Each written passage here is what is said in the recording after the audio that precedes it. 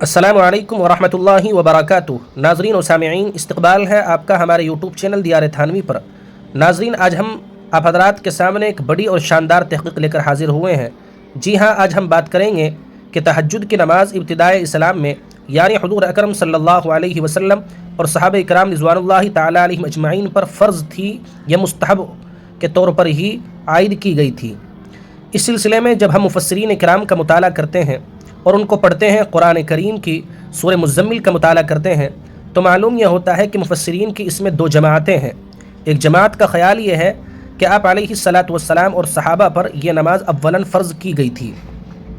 اسی لیے اس حکم کی تعمیل میں رسول اللہ صلی اللہ علیہ وسلم اور صحابہ رات کے اکثر حصے کو نماز تہجد میں صرف فرماتے تھے، اتنا قیام فرماتے تھے کہ ان کے قدم ورم کر جاتے تھے، اور یہ حکم اچھا خاصا بھاری معلوم ہوا۔ پھر سال بھر کے بعد سورہ مزمل ہی کی آخری آیتوں کا حصہ ہے فَتَابَ عَلَيْكُمْ فَقْرَؤُوا مَا تَيَسَّرَ مِنْهُ، اس آیت کی وجہ سے اس قیام لیل کو منسوخ کر دیا گیا، اور اس کے بعد یہ قیام لیل صرف نفل اور مستحب رہ گیا تھا۔ ان حضرات کی فرض ہونے کی دلیل یہ بھی ہے کہ یا ایھا المزمل کے بعد جس آیت سے تہجد کا حکم دیا گیا ہے قم اللیل الا قلیلا نصفہ او انقص منہ قلیلا، یہاں قم فعل امر ہے اور فعل امر وجوب کے لیے آتا ہے، لہذا اس سے فرضیت ثابت ہو رہی ہے۔ لیکن وہیں ایک دوسری جماعت کا خیال یہ بھی ہے کہ تہجد کی نماز ابتداءً ہی مستحب کے طور پر عائد کی گئی ہے، فرض یا واجب نہیں تھی۔ پھر ایک سال کے بعد آخری آیت سے جو ہے اس کے استحباب کے اندر تخفیف کی گئی ہے۔ ان کی دلیل یہ ہے کہ قم اللیل الا قلیلا میں قم جو ہے یہ استحباب کے لیے ہے، اور استحباب کے بھی متفاوت درجات ہوتے ہیں۔ آخری آیت کے ذریعے درجہ استحباب میں تخفیف کر دی گئی ہے، اور ایک دلیل یہ بھی ہے کہ قرآن کریم میں آگے اسی صورت میں فرمایا گیا ہے ان ربک یعلم انک تقوم ادنی من ثلثی اللیل ونصفہ وثلثہ وطائفۃ من الذین معک، یعنی صحابہ میں سے ایک جماعت تہجد کی نماز پڑھتی تھی۔ اگر صحابہ پر حضور پر تہجد کی نماز فرض ہوتی تو ایک جماعت کیوں پڑھتی، تمام صحابہ پڑھتے۔ اور پھر ایک دلیل یہ بھی دیتے ہیں کہ نبی کریم صلی اللہ علیہ وسلم پر آخر تک تہجد واجب تھا یا نہیں، اس سلسلے میں یہ بات ذہن میں رکھ لینی چاہیے کہ وجوب کا قول مرجوح ہے۔ دلیل یہ ہے کہ صدیق رضی اللہ تعالیٰ عنہ کی حدیث ہے کہ اگر کسی دن آپ صلی اللہ علیہ وسلم کی آنکھ نہ کھلتی یا سونے کا تقاضا ہوتا تو آپ صلی اللہ علیہ وسلم سورج نکلنے کے بعد اس کا بدل 12 رکعتیں پڑھتے۔ تہجد واجب ہوتا تو آپ کیسے چھوڑتے؟ اور اسی طریقے سے حضرت شاہ ولی اللہ محدث دہلوی رحمۃ اللہ علیہ نے حجت اللہ البالغہ میں لکھا ہے کہ آپ صلی اللہ علیہ وسلم نے مزدلفہ کی رات میں بالقصد تہجد نہیں پڑھا تھا تاکہ اس کے وجوب کا گمان نہ ہو، اس لیے راجح یہی ہے کہ آپ کے لیے بھی تہجد مستحب تھا، اور نافلۃ لک سے اس کی تائید بھی ہوتی ہے۔ بہرحال مفسرین کی ایک جماعت اس بات کو پیش کرتی ہے کہ تہجد صرف نفل اور مستحب ہی کے طور پر آپ علیہ الصلاۃ والسلام پر مشروع ہوا تھا، اور ایک جماعت کہتی ہے کہ فرض ہوا تھا۔ خیر، بہرحال یہ تحقیق تو سامنے آئی۔ اب قرآن کریم کا مطالعہ کرنے کے بعد یہ محسوس ہوتا ہے کہ اس تہجد کے حکم کو کیوں لاگو کیا گیا تھا، تو خود قرآن کریم فرماتا ہے وَرَتِّلِ الْقُرْآنَ تَرْتِيلًا، ہم نے تہجد کو اس لیے آپ پر مشروع فرمایا تاکہ آپ قرآن کریم صاف صاف پڑھیں اور ٹھہر ٹھہر کر پڑھیں۔ اس میں مصلحت یہ ہے کہ قرآن کریم آپ کو معلوم ہی ہے کہ 40 سال کی عمر میں آپ کو نبوت سے سرفراز کیا گیا، تو صحابہ نے قرآن بڑی عمروں میں حفظ کیا تھا۔ ایسا حفظ عام طور سے کچا ہوتا ہے جبکہ حافظ اہل لسان بھی ہو، اس لیے حفظ پکا کرنے کے لیے ہر رات نازل شدہ سارا قرآن سنانا ہوتا تھا، نماز میں پڑھنا ہوتا تھا۔ تو ایک تو مصلحت یہ ہے تاکہ قرآن کریم کو صاف صاف آہستہ آہستہ پڑھیں،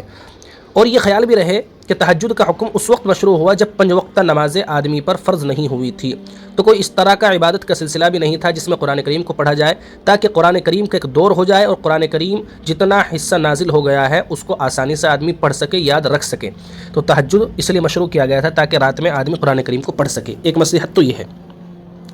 دوسری مصلحت یہ لکھی ہے اِنَّا سَنُلْقِي عَلَيْكَ قَوْلًا ثَقِيلًا، اس آیت میں قیام اللیل کے حکم کی علت اور مصلحت کا بیان ہے، یعنی اس آیت میں اس طرف اشارہ پایا جاتا ہے کہ نماز تہجد کا حکم اس لیے دیا گیا ہے کہ انسان مشقت اٹھانے کا خوگر بنے اور شب بیداری کو آسان سمجھے، کیونکہ ہم تم پر ایک بھاری کلام ڈالنے کو ہیں، یعنی پے بپے قرآن تم پر نازل کریں گے۔ برابر قرآن کریم نازل ہوتا رہے گا، جو ایسا بھاری برکم ہے کہ نزول کے وقت بھی آپ علیہ الصلوۃ والسلام کی حالت کو متغیر کر دیتا تھا۔ احادیث میں آپ نے سنا ہوگا کہ ایک بار آپ کی ران زید ابن ثابت کی ران پر رکھی تھی کہ وہی نازل ہوئی تو زید ابن ثابت کی ران پھٹنے لگی، اور اسی طریقے سے جب آپ ایک ناقہ پر اونٹنی پر سوار تھے تو ناقہ گردن ڈال لیتی تھی اور حرکت نہ کر سکتی تھی۔ اسی طرح بوقت وحی شدت کے جاڑوں میں آپ پسینے میں شرابور ہو جایا کرتے تھے۔ تو قرآن شریف کو محفوظ رکھنا، پھر دوسروں تک اس کی دعوت و تبلیغ کے کام میں لگنا، پریشانیاں اٹھانا، ان تمام اعتبارات سے اس کو ثقیل کہا گیا ہے۔ مقصد یہ ہے کہ قیام لیل کو بھاری نہ سمجھو، ہم تو اس سے بھی بھاری کام تم سے لینے والے ہیں۔ اسی کو فرمایا انا سنلقی علیک قولا ثقیلا، ہم جو ہے آپ پر ایک بھاری بات ڈالنے والے ہیں۔ اسی طریقے سے دوسری مصلحت فرمائی ان ناشئۃ اللیل ہی اشد وطئا واقوم قیلا، اس میں قیام لیل کی دوسری مصلحت کو بیان کیا کہ بے شک رات کا اٹھنا خوب مؤثر ہے نفس کے کچلنے میں، یعنی رات کو اٹھنا کوئی آسان کام نہیں ہے، بلکہ اس میں بڑی بھاری ریاضت اور نفس کشی ہے جس سے نفس روندا جاتا ہے اور نیند، آرام و خواہشات کو پامال کی جاتی ہے۔ وہ اقوام قیلا، اور بات خوب سیدھی سیدھی نکلتی ہے۔ اقوام کے معنی ہے زیادہ درست اور زیادہ ثابت کے ہیں۔ مراد یہ ہے کہ رات کے وقت میں دعا، تلاوت قرآن زیادہ درست اور جماؤں و ثبات کے ساتھ ہو سکتی ہے، کیونکہ وہ فرصت کا وقت ہوتا ہے، کسی طرح کا شور و شغب نہیں ہوتا، بنا بری عبادت میں جی خوب لگتا ہے اور دعا، ذکر وغیرہ سیدھے دل سے ادا ہوتے ہیں۔ تو یہ تین مصلحتیں ہوئی۔ اسی طرح چوتھی مصلحت ان لک فی النہار سبحا طویلا، اس آیت میں قیام لیل کی